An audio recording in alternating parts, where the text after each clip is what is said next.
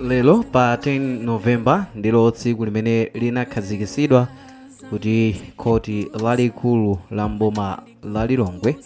ndi lomwe likhale likupereka chigamulo chake pa mlandu okhuza a Alfred Gangata komanso a George Zulu amene nkhani yake ni nkhani yokhuza masankho amene adachitika pa 16 Septemba osankha phungu wa nyumba ya malamulo. Ndipo kumeneku nkhani yayikulu idali yonena kuti a George Zulu adalembera bungwe la MEC kunena kuti likuyenera kuti lichitisenso masankho kumeneku ku Mtandile Nsiwiza constituency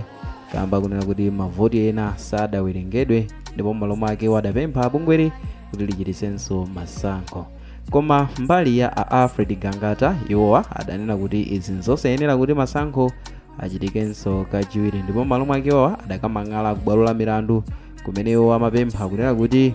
bungwe la MEC likuyenera liuluse zotsatira zomwe zidachitika pa 16 Septemba osati kuchitisanso masankho ena aliwonse. Ndipo m'malo mwake nkhani idali kumeneku ku bwalo lalikulu la milandu mu mzinda wa Lilongwe kumene chigamulo chake chokhuza nkhani chimaperekedwa lero. Ndipo bwalo la milandu kumeneku ku Lilongwe lagamula kuti bungwe la Malawi Electoral Commission MEC kuti lilengeze yemwe anapambana chisankho cha phungu wa nyumba ya malamulo ku dera la Mtandile Nsiwiza constituency. Ndipo izi zikusatira kumang'ala ku bwaloli kwa yemwe analengezedwa kuti wapambana ngati phungu wa derali amene wandi a Alfred Gangata omwe amafuna kuti bwaloli lichotse chigamulo cha MEC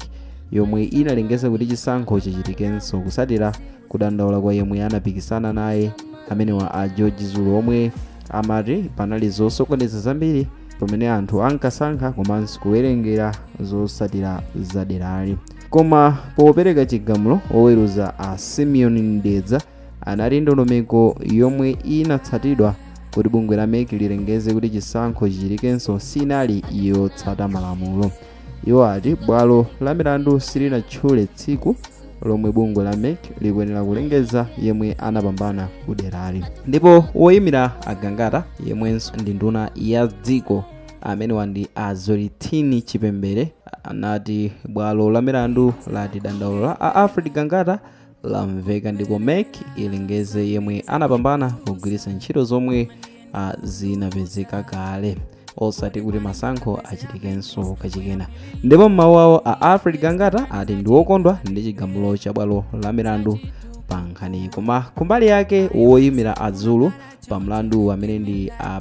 Pempho Likongwe ati sakugwirizana ndi chigamulo ndipo akhale akukambirana ndi a Zulu za dongosolo la momwe tsogolo la nkhani liyendere. So umu ndi momwe zayendera kumeneku ku bwalo la milandu boma la Lilongwe kumene oweruza amene ndi a Simeon Ndedza oweruza kunena kuti bungwe la MEC likuyenera liulutse zotsatira za zisankho kupyolera ku zimene lidapeza pa masankho a pa 16 Septemba osati kuti masankho achitikenso. Anthu ochuluka akhala akuyembekeza za tsiku limeneli ndi kuti ameneyi a Simeon Ndedza apereka chigamulo chotani pa nkhani imeneyi kamba kunena kuti mlandu ndi umodzi mwa milandu yovuta kuweruza maka tikayang'anira masterasi anthu amene adakamang'ala komanso yemwe amayimbidwa mlandu pa nkhani imeneyi. Tikukamba za a George Zulu komanso a Alfred Gangata omwe padakali pano ndi nduna ya zamdziko amene ali ndi kuthekera kulikonse kuti chinthu china yake chichitike. So anthu ambiri anali kuyang'anira komanso kudikirira kuti kodi ziyenda motani nanga chigamulochi chikhala chotani. So tamva kunena kuti iwowa aweruza kuti bungwe la MEC liulutse zotsatira kupyolera mzotsatira zimene lidatolera pa 16 Septemba osati kuti masankho achitikenso. Koma mbali ya George Zulu komanso imwe amawayimirira pa mlandu amene ndi a Pempho Likongwe alena kuti chigamulochi sakugwirizana nacho ndipo m'malo mwake iwowa pamodzi ndi a Zulu akhala pansi kukambirana za tsogolo la nkhani kuti nkhani imeneyi ayenda nayo motani. Ndipo ngati pali mabwalo ena oyenera kufikiridwa zoonetsa kuti ngati iwowa akambirane zotero ndiye kuti akhala akupondaponda kufuna kuti apeze chenicheni cha nkhani ndi kuti apeze kuti ziyendetsedwa motani. Koma padakali pano bwalo la milandu chigamulo chimene lapereka ndi chimenecho chonena kuti masankho sakuyenera kubwerezedwanso, ndipo m'malo mwake bungwe lingowulutsa zotsatira malingana ndi zomwe zidapezeka pa 16 Septemba. So nkhani ndi imeneyi yokhuza mlandu umenewu wa Alfred Kangata komanso George Zulu. Ndipo ngati mukukumbukira mavidiyo apitawa tidakupatsirani za nkhani imeneyi kamba kunena kuti amenewa George Zulu amafotokoza kunena kuti bungwe la MEC silidachite count mavoti ena amene iwo akufotokoza kuti ndi mavoti otanala bwinobwino koma sadawerengeredwe. Ndipo George Zulu amafotokozanso kuti panali zinthu zina zimene zidachitika tsiku limeneli la masankho, ndipo zina mwa izo kudali kuchita bribe kapena kuti kupereka ndalama kwa amenewa Alfred Kangata kuti anthu ena awavotere pa masankho amenewa pa 16 September. So idali nkhani yovuta kwambiri komano ndi momwe zizayendera. Mongofotokozerapo chabe amenewa Alfred Kangata monga takamba kale kuti ndi nduna ya zamdziko komanso ku chipani chimenechi cha Democratic Progressive, iwowa ali ngati vice president ku chigawo chapakati, komanso iwowa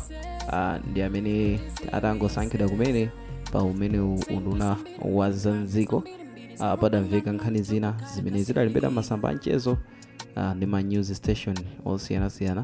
kumene amafotokoza kuti iwowa akhala akupita ku bungwe lija la ACB kuti akachite create ma files amkulu amene George Zulu, komwe cholinga chake chidali kufuna kumuyipitsira mbiri komanso kumeneku ku police kumene adapeza kagulu ka anthu kamene iwowa adagwirizana nako kuti ngasachitire umboni pa nkhani ya sexual harassment, kunena kuti amene wa George Zulu akuimbidwanso milandu ya sexual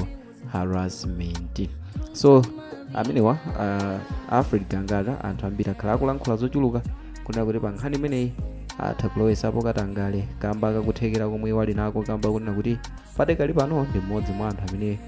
ndi odziwika kwambiri, ndi amene mayina awo ali mkamwamkamwa maka kwa nzika za dziko lino la Malawi kamba kamaudindo amenewo ali nawo komanso kuthekera komanso ma connections amene ali nawo ku chipani chimenechi cha Democratic Progressive. So ndi nkhani yovuta kwambiri kamba kunena kuti anthu mwina chigamulo chimene bwalo la milandu lapereka wena atha kumaganiza ngati kuti amenewa Alfred Kangata atengapo gawo malingana ndi mphamvu zawo zomwe ali nazo kuti mwina achita bribe ameneyi oweruza amene tikukamba kuti ndi Simeon Ndeza kuti mwina aweruze mokomera Alfred Kangata malingana ndi kuthekera kumwe Alfred Kangata ali nako kuti mwina atha kupanga kuti mlandu ukhale wokomera iwo malingana ndi zomwe wadakali pano ali. So mafunso ngochuluka andi zimene anthu angapenekereso ndi zochuluka zokhuza mlandu umenewu kamba kunena kuti wena amaganiza kuti ngati amenewa George Zulu angapambane mlandu ndiye kuti chiweruzo ndi cholungama, koma anthu ena amaganizanso kuti ngati Alfred Kangata angapambane mlandu ndiye kuti chiweruzo sichoyenera ndipo ndi chosaloledwa. Komano ndi maganizo chabe andizisa anthu akuzichulusa akuziganiza kamba kuti padakali pano Alfred Kangatawo ndi mmodzi mwa akuluakulu ambomamo amene akugwira maofesi akuluakulu kwambiri amene dziko likuyang'anapo kunena kuti lingayende bwanji ndi anthu amenewa amene padakali pano ndi anthu odziwika kwambiri. So ndi nkhani yovuta motengera, sitidziwa kuti inu mukuiona bwanji nanga kuimva bwanji kuti yemwe ndi minister padakali pano wawinanso mlandu, kuti mlandu umenewu wauwina chifukwa chonazo kuti zimeneyo amanapereka malingana ndi malamulo oweruzira milandu zagwirizana kapena iwowa awina mlandu umenewu pa zifukwa zina zimene ndi ma advantages ama positions awo amene aliwo. Sitingathe kufotokoza, sitingathe kupereka chiweruzo, koma timveniyo kuti mukuona bwanji kuti mlandu umene wakomera Alfred Kangata muganizo loti zimene zimayeneleka kuti zisatidwa kapena chifukwa choti iwo ni munthu amene ali ndi capability muzochitika zingapo zimene iwo angathe kuzichita chifukwa cha influence. Anyway, through comment section timve maganizo anu and mufotokoze za momwe inu mwayionera nkhani imeneyi ndi momwe mlandu umene wayendera kuti inu mukuziona bwanji and osewala kuchita like komanso subscribe kuti tithenso kupatsirani ena mwa videos amene tikulumuzirani pano pa Samba Veta YouTube channel. Ani mu video mtsiku lero mudali ndine Mark Thompson.